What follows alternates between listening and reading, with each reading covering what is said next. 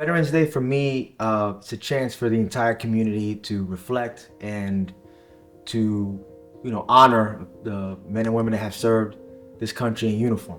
I think Veterans Day for me and for a lot of my colleagues is recognizing the sacrifices that our service members have made, so we can all enjoy the freedom that we do, and also know that there are men and women out there that have given as much as they can give so that we all could be free.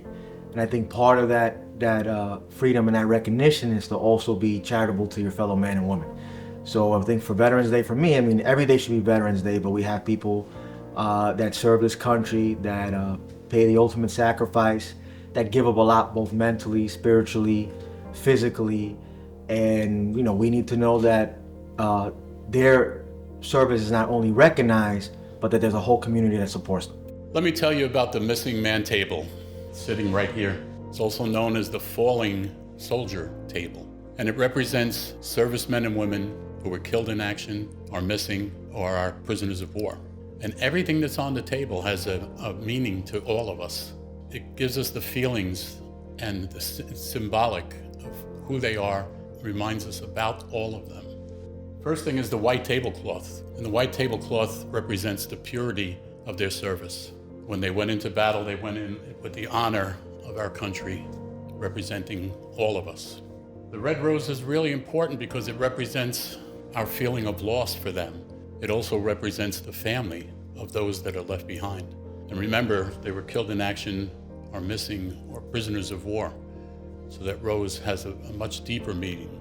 And it's joined in that vase with a red ribbon.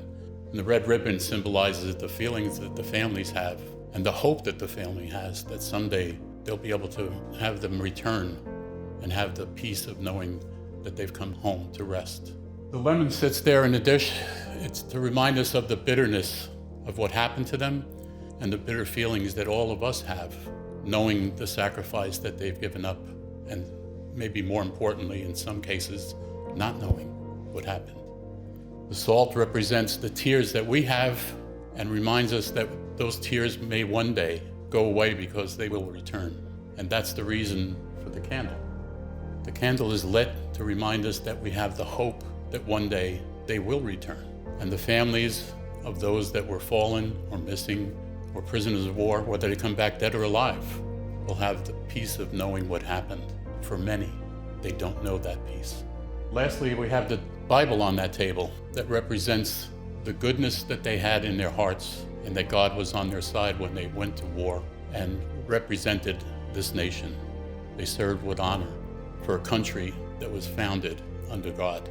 The glass on the table is inverted, and that's because they won't have the chance to join in a toast this evening or anytime. And it reminds us that they're not here to enjoy that.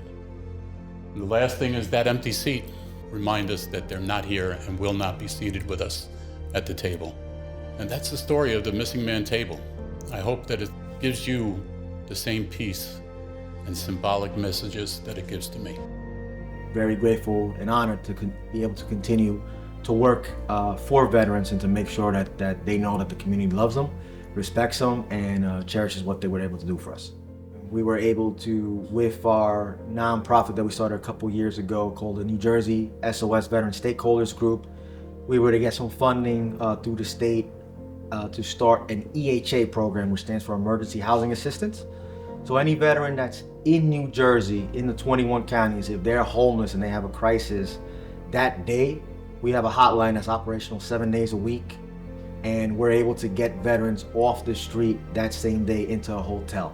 We've serviced over 500 veterans since the program launched in February 2024. Many of those referrals have gone to Catholic Charities, SSVF. We have a lot of great success stories of people that were in crisis and we were able to intervene, get them out, and then get them connected to the right resource, which was Catholic Charities. So very proud of that partnership, and that partnership would not have existed if it wasn't for Catholic Charities leadership and us being able to just come together to see how we could best serve our veterans. So very proud of the work that we do, and also very proud of the fact that Catholic Charities is like our big agency that has our back when we're out there servicing our veterans.